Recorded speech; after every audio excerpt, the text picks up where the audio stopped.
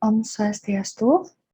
Perkenalkan, nama saya Made Indira Dianti Sanjiwani, dokter muda yang sedang mengikuti kepaniteraan klinik Madya di Departemen Ilmu Anestesi dan Terapi Intensif Fakultas Kedokteran Universitas Udayana.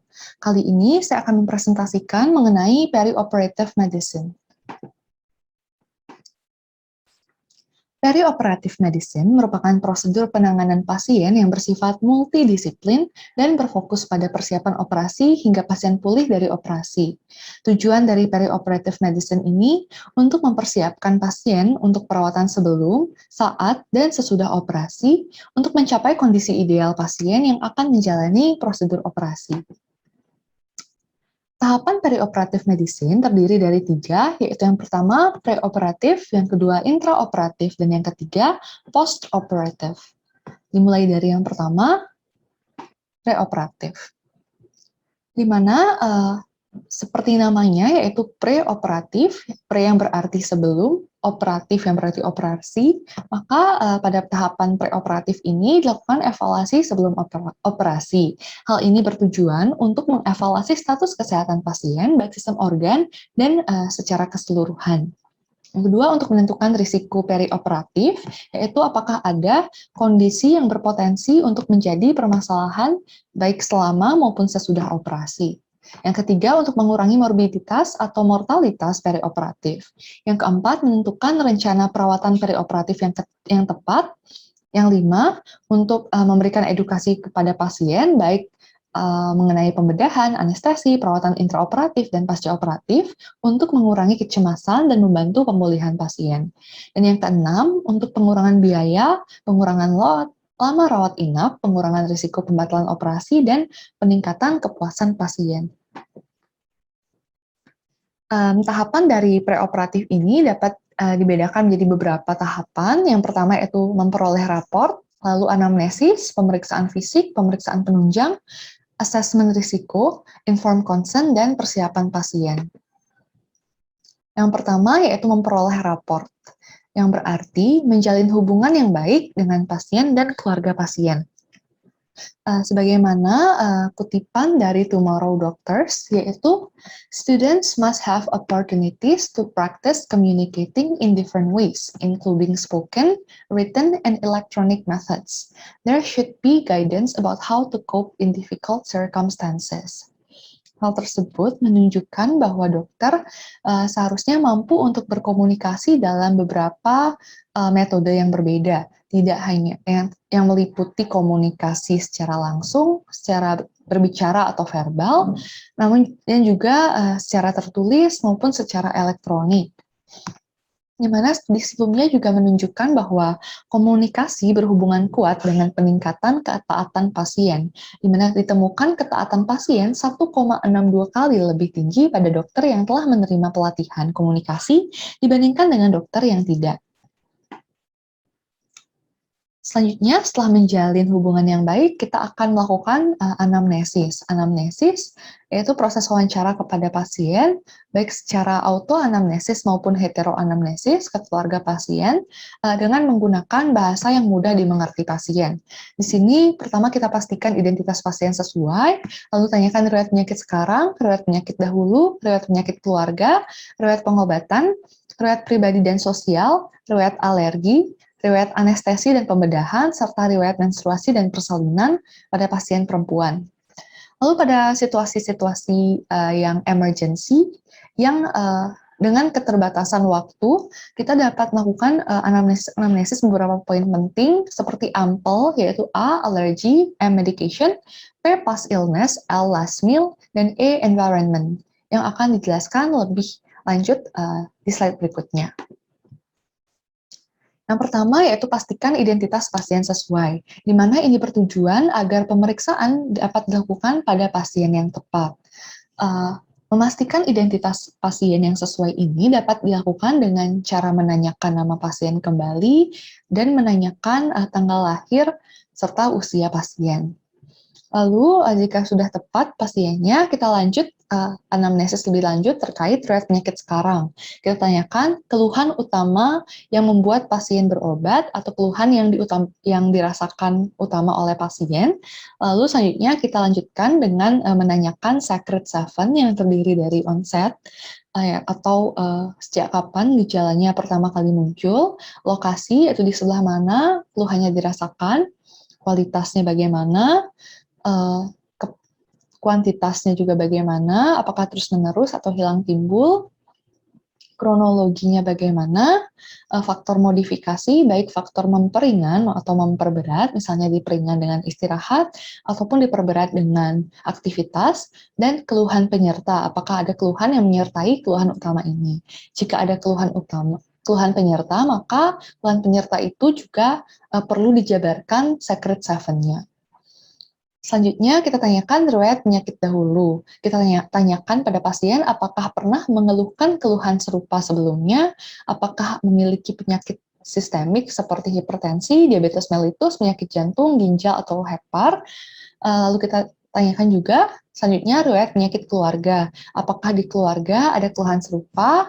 Apakah ada penyakit sistemik pada keluarga, misalnya hipertensi, DM, penyakit jantung, ginjal, atau hepar, dan atau ada penyakit-penyakit yang kita curigai bersifat herediter atau diturunkan. Contohnya penyakit gangguan perdarahan, kita tanyakan apakah dari keluarga ada gangguan perdarahan, atau ketika luka, darahnya itu sulit untuk mengering atau terus-menerus berdarah, dapat kita tanyakan seperti itu. Lalu lanjut ke riwayat pengobatan, kita tanyakan pasien apakah ada mengkonsumsi obat-obatan saat ini, sebelumnya, atau ada riwayat mengkonsumsi obat-obatan rutin. Baik obat-obatan yang dibeli di apotek maupun obat-obatan tradisional yang dikonsumsi pasien. Yang keenam, riwayat pribadi dan sosial. Ini penting untuk ditanyakan, di mana terdapat beberapa hal yang penting, yaitu misalnya riwayat merokok, apakah pasiennya perokok aktif atau tidak, apakah rutin merokok, jika rutin berapa banyak dalam satu hari.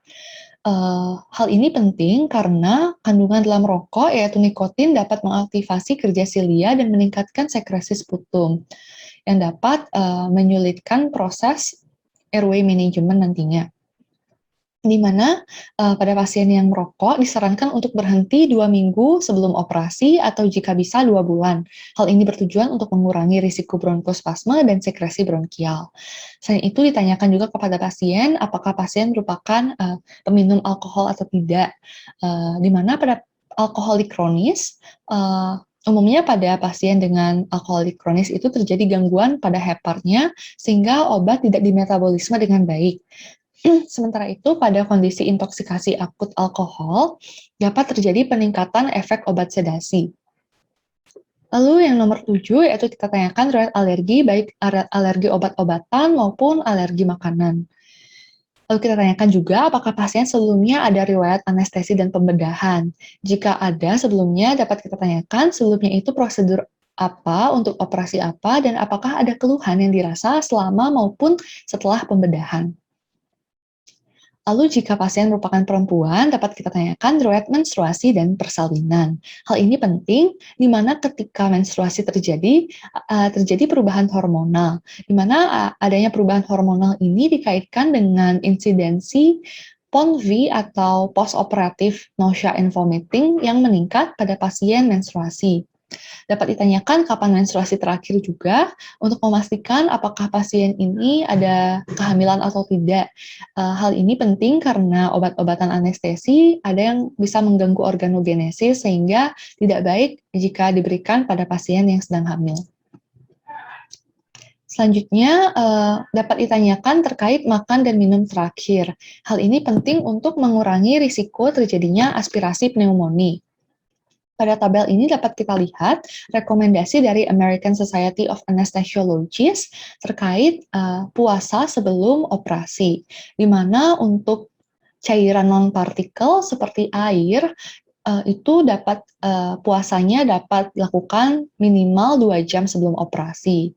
Lalu untuk ASI bagi bayi itu minimal 4 jam sebelum operasi, susu formula itu minimal 6 jam sebelum operasi, makanan ringan seperti roti-roti itu minimal 6 jam sebelum operasi, dan makanan berat itu seperti daging ataupun makanan berlemak itu 8 jam sebelum operasi. Lanjut ke pemeriksaan fisik, di mana pemeriksaan fisik dimulai dari tanda vital yang meliputi kesadaran, yaitu GCS, tekanan darah pasien, lalu pernafasannya, dihitung juga nadinya bagaimana, lalu suhunya, dan juga nyeri pada pasien. Untuk nyeri dapat dievaluasi nyeri saat diam dan saat bergerak. Untuk pemeriksaan fisik umum dilanjutkan dari TB, tekanan tinggi badan, berat badan, dan BMI, dihitung apakah pasien obesitas atau tidak, dan pada bayi dievaluasi faktoralnya, yaitu V adalah vertebral anomali, A yaitu atresia ani, C yaitu cardiovascular defect, T yaitu tracheoesophageal fistula, E atau esophageal atresia, R yaitu renal dan atau radial anomali, dan L yaitu limb defect. Jadi dapat dilihat pada pasien apakah ada kelainan pada faktor tersebut, dan jika ada dapat evaluasi lebih mendalam apakah ada kelainan-kelainan penyerta lainnya. Selain itu juga dilakukan pemeriksaan fisik general dari head to toe pada pasien. Selanjutnya, pemeriksaan fisik sesuai dengan sistem, yaitu sistem B6, di mana B yang pertama yaitu brain atau sistem saraf pusat, dinilai kesadaran pasien, breath atau respirasi, dinilai pola nafas pasien bagaimana, respiratory bagaimana, dan saturasi oksigennya bagaimana. Lalu blood, yaitu sistem kardiovaskular, dinilai tekanan darahnya, nadinya kuat angkat atau tidak, reguler atau tidak, apakah ada suara jantung, seperti murmur atau berui. Lalu untuk bowelnya, yaitu sistem abdomen, dilihat apakah bagaimana bising ususnya, normal atau tidak. Lalu bladdernya, urogenital, dinilai bagaimana urine output pasien. Lalu untuk body dan skin, yaitu muskuloskeletal, dapat dilihat apakah bagaimana akralnya hangat atau dingin, apakah ada udim atau tidak, dan apakah ada tanda-tanda inflamasi maupun trauma. Lalu lanjut ke pemeriksaan fisik, yaitu pemeriksaan airway sesuai dengan kriteria Lemon. Ini kriteria Lemon ini menunjukkan adanya 5 komponen yang dievaluasi. Yang pertama yaitu look externally, untuk melihat apakah ada trauma wajah, insisor yang besar, adanya janggut atau kumis, dan lidah yang besar. Jika ada, masing-masing dapat diberikan poin 1. Lalu yang E, yaitu evaluate the 3-3-2 rule, di mana insisor, jarak antara insisor pasien membuka mulut dihitung 3 jari, lalu hyoid dan mental 3 jari, dan tiroid ke mulut itu 2 jari. Apabila ada diberikan skor 1, dan M yaitu malampati skor lebih dari 3, apabila lebih dari 3 diberikan nilai 1, O obstruksi apabila ada tanda-tanda obstruksi seperti adanya epiglottitis, peritonsillar abscess maupun trauma diberikan nilai 1, dan neck mobility diperiksakan apakah ada kekakuan ataupun limitasi dalam pergerakan leher diberikan nilai 1, di mana semakin tinggi nilai Lemon ini maka semakin sulit dilakukannya manajemen airway. Ini merupakan gambaran dari evaluate 3-3-2 yang tadi sudah dijelaskan. Ini merupakan gambaran pemeriksaan dari malampati, di mana kita minta pasien membuka mulut tanpa mengucapkan A. Jadi membuka mulut selebar-lebarnya, tapi jangan mengucapkan A, di mana di sini kita evaluasi pada kelas 1 dapat terlihat pilar anterior maupun posterior, uvula terlihat jelas, dan palatum mole juga terlihat dengan jelas. Sementara itu pada Kelas 2, pilar anterior maupun posteriornya mulai sulit untuk dievaluasi, namun uvula dan palatum mole dapat terlihat dengan jelas. Kelas 3, di sini pilar sudah tidak terlihat, uvula sedikit tervisualisasi, dan orofaring juga sudah tidak terlihat. Dan kelas 4 ini uvula juga bahkan tidak terlihat dan hanya terlihat palatum durum saja. Di mana pada kelas 3 dan 4 ini mengindikasikan akan cenderung sulit untuk dilakukan intubasi ataupun manajemen airway. Selanjutnya, pemeriksaan penunjang, di mana terdapat beberapa pemeriksaan penunjang yang dapat dilakukan sebelum operasi. Yang pertama yaitu darah lengkap, dapat dilakukan pada pasien dengan operasi mayor, pasien lebih dari 60 tahun, riwayat penyakit sistemik, anemia, perdarahan. Lalu, fungsi ginjal yaitu BUN-SC dapat dilakukan pada pasien dengan hipertensi kronis, diabetes, dan gangguan ginjal. Faal hemostasis seperti INR, APTT, dan PTT dapat dilakukan pada pasien dengan kecurigaan perdarahan, gangguan koagulasi, gangguan hepar, dan akan mendapatkan terapi antikoagulan. Pemeriksaan fungsi hepar seperti SGOT, SGPT, dan albumin dapat dilakukan pada pasien dengan gangguan hepar, gangguan nutrisi, dan alkoholik. Lalu pemeriksaan gula darah dapat dilakukan pada pasien diabetes mellitus untuk melihat apakah terkontrol atau tidak. Pemeriksaan elektrolit ini penting untuk memastikan pasiennya tetap dalam kondisi stabil elektrolitnya, yaitu dapat dilakukan pada pasien hipertensi kronis, diabetes mellitus, maupun gangguan ginjal. Lalu, pemeriksaan fototoraks dilakukan pada pasien dengan usia lebih dari 60 tahun, gangguan jantung, paru, hipertensi, kanker, riwayat demam, atau batuk. Di mana fototoraks ini dilakukan rutin saat ini mengingat pandemi COVID-19. Lalu, pemeriksaan EKG dapat dilakukan pada pasien usia lebih dari 40 tahun, gangguan jantung, dan hipertensi. Selanjutnya dilakukan penilaian asesmen risiko pada pasien, di mana hal ini bertujuan untuk mengevaluasi kondisi pasien beserta ada atau tidaknya komorbid sebelum anestesi dilakukan. Asesmen risiko ini dilakukan dalam bentuk pengklasifikasian pasien berdasarkan ASA classification, yaitu dibagi menjadi ASA 1 sampai ASA 6. ASA 1 merupakan pasien yang sehat dan normal,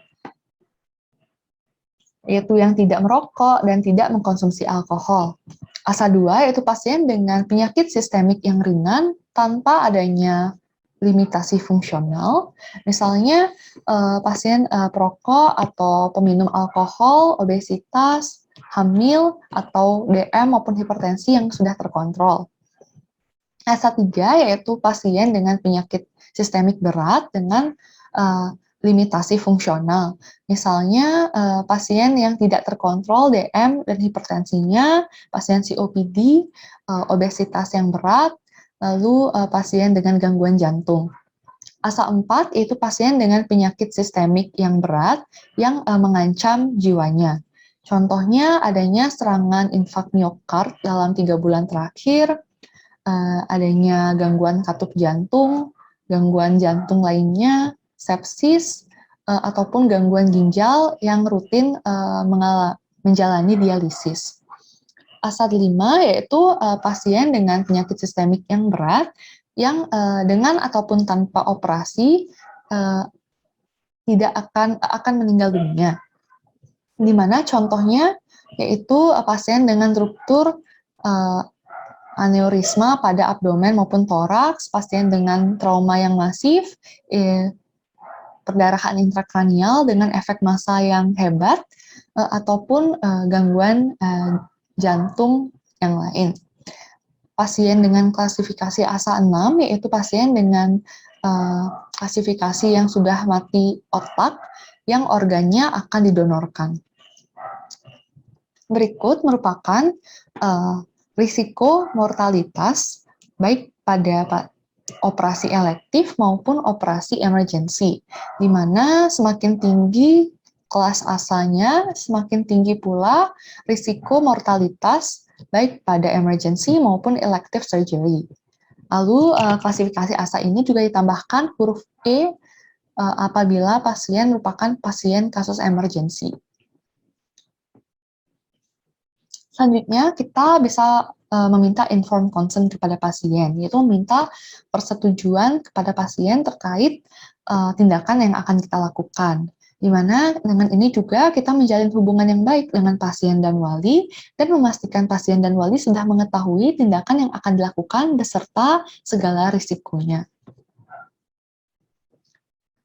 Selanjutnya, dapat dilakukan persiapan pasien, di mana persiapan pasien terdiri dari persiapan pada ruang perawatan, ruang persiapan, dan ruang operasi.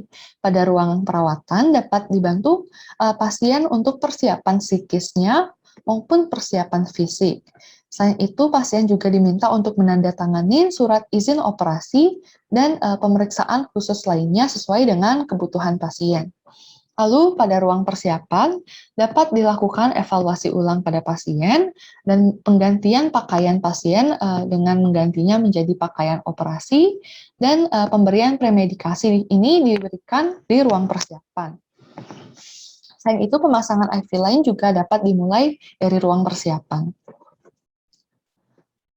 di mana pemberian premedikasi ini akan dijelaskan lebih lanjut pada selanjutnya. Untuk pada ruang operasi, setelah dari ruang persiapan, di ruang operasi perlu dipersiapkan alat-alat yang diperlukan seperti meja operasi dan mesin anestesi. Lalu dapat dipersiapkan juga obat-obatan anestesi yang akan digunakan dan alat monitoring tanda vital, yaitu untuk memonitor tekanan darah, suhu, EKG, saturasi oksigen, serta lembar pencatatan dan monitoring anestesi juga perlu disiapkan, dan blanket dan infus warmer, mengingat ruang operasi cenderung dalam suhu yang rendah, sehingga dapat disiapkan blanket dan infus warmer untuk meningkatkan kenyamanan pasien selama operasi, dan mencegah pasien dalam kondisi hipotermi. Selanjutnya yaitu premedikasi yang diberikan pada ruang persiapan, di mana premedikasi adalah tindakan awal anestesia dengan memberikan obat-obatan pendahuluan untuk memfasilitasi anestesia dan menciptakan kondisi yang ideal. Di mana tujuannya yaitu pertama untuk memberikan rasa nyaman bagi pasien, di mana pasien harusnya sudah bebas dari rasa takut, tegang, nyeri, dan mencegah mual muntah. Yang kedua, untuk mengurangi sekresi kelenjar dan menekan refleks vagus. Yang ketiga, untuk memudahkan induksi. Yang keempat, mengurangi dosis anestesia. Dan yang kelima, mengurangi nyeri dan gelisah pasca bedah. Terdapat beberapa golongan obat yang sering digunakan seperti antikolinergik, sedatif, dan analgetik.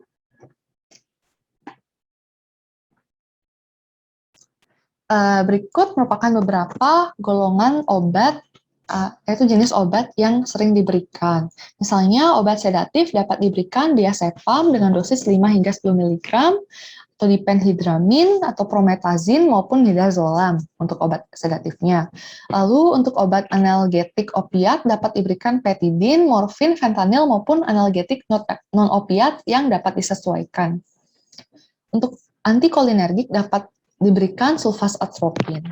Antiemetik dapat diberikan ondansetron maupun metoclopramid, dan untuk profilaksis aspirasi dapat diberikan simetidin, ranitidin, maupun antacid dengan dosis yang disesuaikan dengan pasien. Apabila pemberian obat-obatan premedikasi ini secara intramuskular dapat diberikan 30 hingga 45 menit sebelum induksi. Sementara itu, apabila secara intravena dapat diberikan 5 hingga 10 menit sebelum induksi. Hal ini dikarenakan kerja obat yang intravena itu kerjanya secara cepat, jadi dapat diberikan dalam waktu yang yang relatif cepat sebelum dilakukannya induksi anestesi. Baik, sekian untuk preoperatif. Selanjutnya kita melangkah menuju tahapan intraoperatif. Pada tahapan intraoperatif ini, di mana sebelum dilakukannya induksi anestesi, terdapat beberapa hal yang perlu dipastikan dan dipersiapkan. Yang pertama yaitu persiapan mesin anestesi dan peralatan yang dibutuhkan, yaitu statics. Yang kedua, pastikan pasien dan tindakan sudah sesuai. Yang ketiga, evaluasi kembali kondisi pasien serta persetujuan pasien. Dan yang keempat, berikan premedikasi jika sebelumnya belum diberikan, ataupun jika ada kondisi-kondisi yang tiba-tiba terjadi pada pasien. Misalnya pasien tiba-tiba terlihat demam, dapat diberikan obat-obat penurun demam sebelum induksi dilakukan.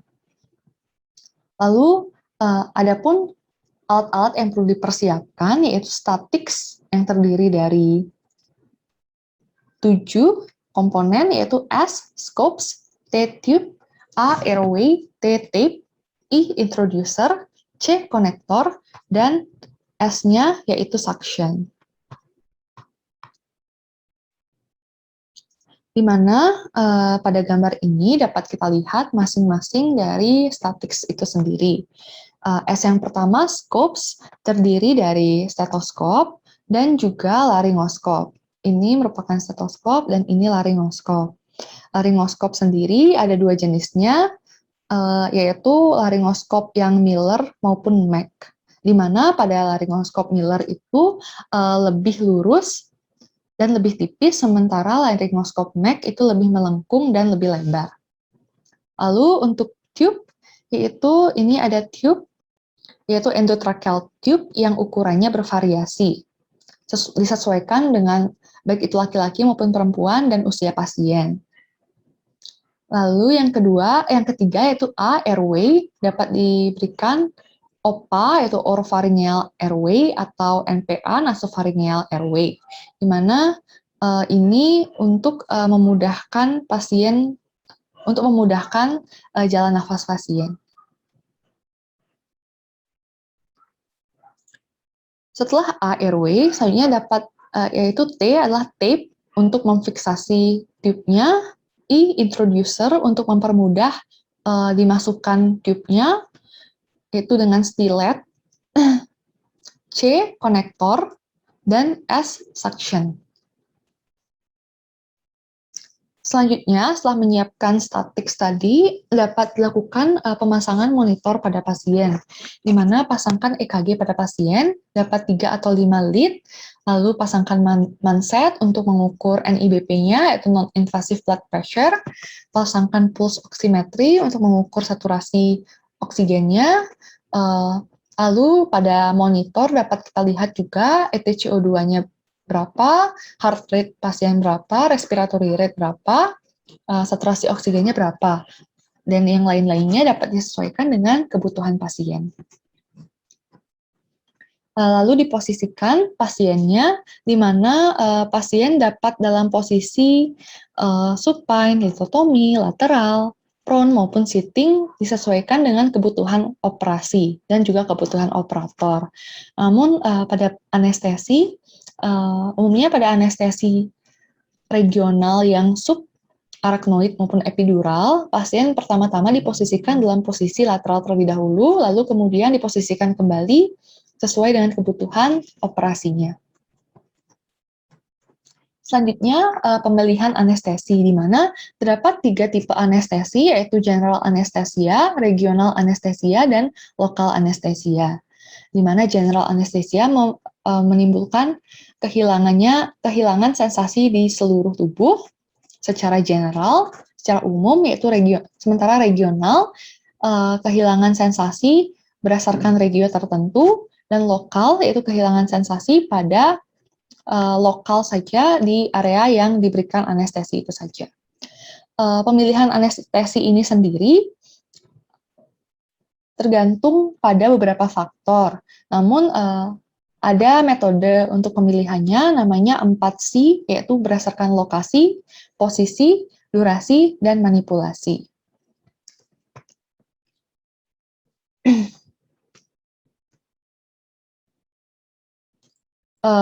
Selanjutnya, di mana pemilihan anestesi ini ada anestesi umum, regional, dan lokal, di mana terdapat perbedaan pada 3 jenis anestesi ini.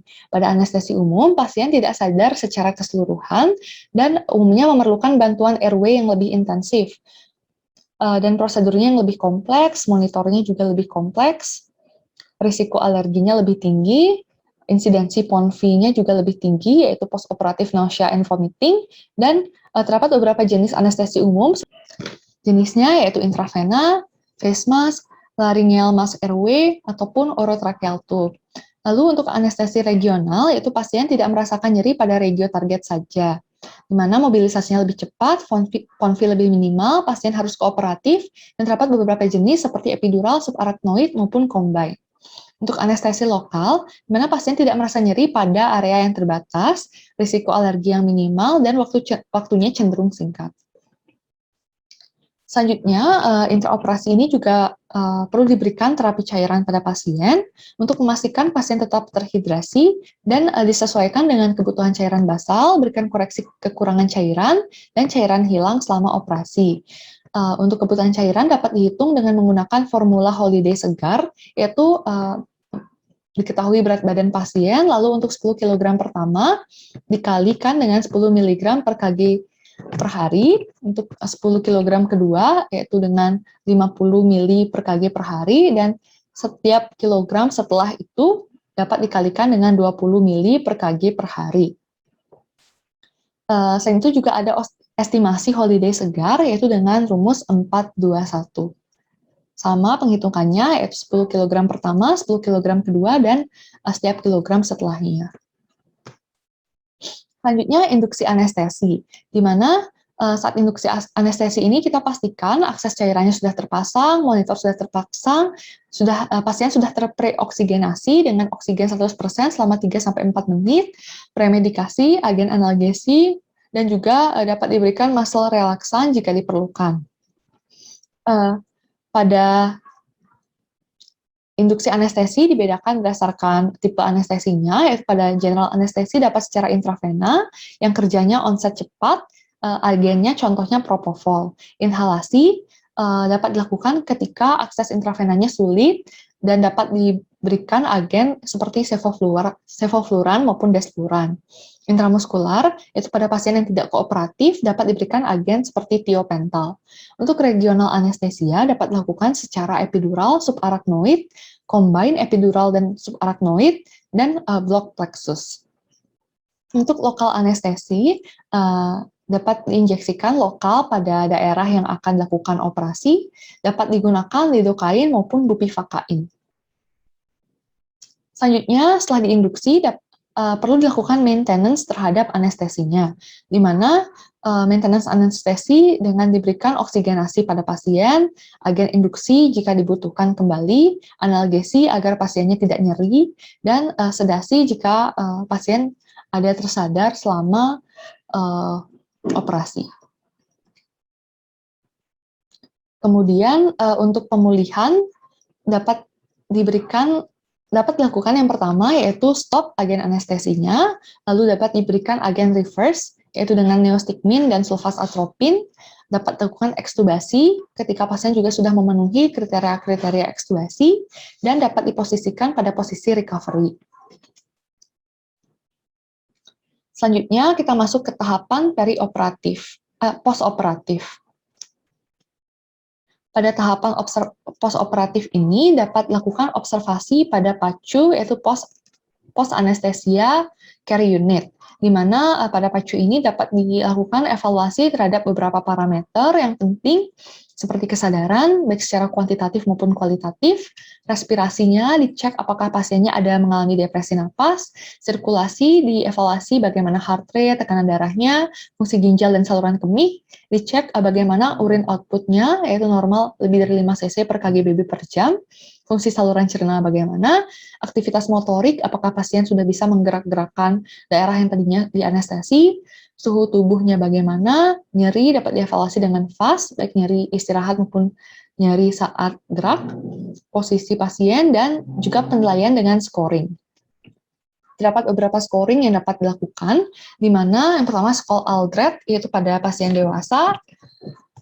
Umumnya ini terdiri dari beberapa komponen, yaitu komponen aktivitas, di mana kita perintahkan pasien untuk menggerakkan 4 ekstremitasnya, jika bisa diberikan nilai 2, apabila hanya 2 ekstremitas, diberikan nilai 1, dan apabila tidak mampu bergerak, diberikan nilai 0.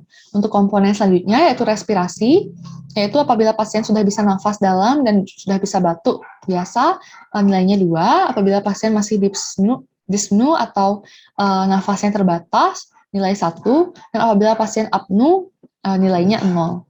Untuk sirkulasi, dievaluasi tekanan darahnya, Bila plus minus 20 dengan pre-anestesi nilainya diberikan nilai 2, apabila plus minusnya 20 hingga 50 nilai 1, apabila perbedaannya 50 nilainya masih 0.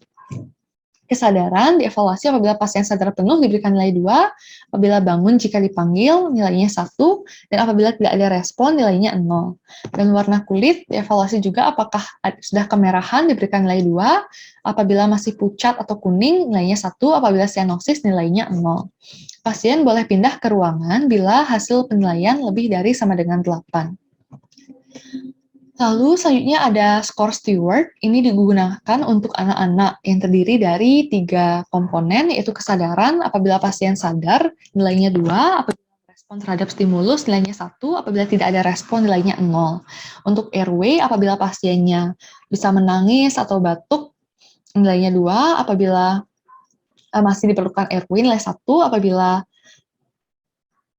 airway-nya paten tanpa di bantuan nilainya 1, apabila masih memerlukan bantuan nilainya 0. Untuk movement, apabila pasien sudah bisa bergerak dengan tujuan, nilainya 2, apabila bergerak namun tidak ada tujuannya, hanya bergerak-gerak saja, nilainya 1, dan apabila tidak ada gerakan, nilainya 0. Steward, apabila lebih dari 5, maka pasien bisa dipindah ke ruang perawatan. Selanjutnya ada Bromage score. Ini untuk anestesi regional, di mana terdapat beberapa 4 kriteria. Yang pertama yaitu pasien dapat mengangkat tungkai bawahnya, skornya 0, tidak dapat menekuk lutut tetapi dapat mengangkat kaki, skornya 1, tidak dapat mengangkat tungkai bawah tetapi dapat menekuk lutut, skornya 2, dan tidak dapat mengangkat kaki sama sekali, skornya 3. Pasien dapat dipindah ke bangsal jika skornya itu kurang dari 2. Lalu, skor PADSS atau Post Anesthetic Discharge Scoring System ini biasanya digunakan untuk pasien one day care, di mana terdapat beberapa parameter. Yang pertama yaitu vital sign, tekanan darahnya plus minus 20% dari sebelum operasi, skornya 2, tekanan darah plus minus 20% sampai 50% dari sebelum operasi, skornya 1, tekanan darah plus minus 50% dari sebelum operasi, skornya 0. Untuk ambulasi, apabila pasien bisa berjalan normal tanpa adanya kelemahan, skornya 2, apabila masih butuh bantuan, skor 1, dan apabila tidak dapat berpindah atau pasien kelemahan, total skornya 0. Apabila pasien ada mual muntah, itu apabila ringan, skornya 2, sedang skornya 1, dan berat skornya 0. Apabila ada nyeri, ringan skornya 2, sedang skornya 1, berat skornya 0. Apabila ada perdarahan, minimal atau tidak ada, skornya 2, sedang skornya 1, berat skornya 0. Dan apabila berkemihnya sudah normal, skornya 2. Apabila sulit, skornya 1. Dan apabila retensi, skornya 0. Skor 9 atau lebih menandakan pasien sudah boleh pindah dari PACU ke ruang bisa pulang dengan syarat skor vital sign harus selalu 2 dan skor lainnya tidak boleh ada yang bernilai 0. Baik, sekian presentasi perioperative medicine yang dapat saya sampaikan. Terima kasih atas perhatiannya dan mohon maaf jika ada kesalahan. Saya tutup dengan Paramasanti. Om Santi Santi Santi Om.